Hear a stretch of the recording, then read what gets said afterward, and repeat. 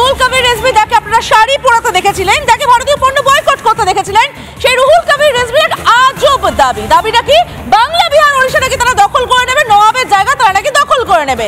এবং এই হুঙ্কার দিচ্ছেন রুহুল কবির রিজভী, তিনি বিএনপির যুগ্ম মহাসচিব, সিনিয়র যুগ্ম মহাসচিব, এবং সেই দাবি করছেন, হুঙ্কার দিচ্ছেন বাংলাদেশের মাটি থেকে, নিঃসন্দেহে হাস্যকর একটা দাবি, বাংলা, বিহার, ওড়িশা নবাবের জায়গা তারা নাকি দখল করে নেবে।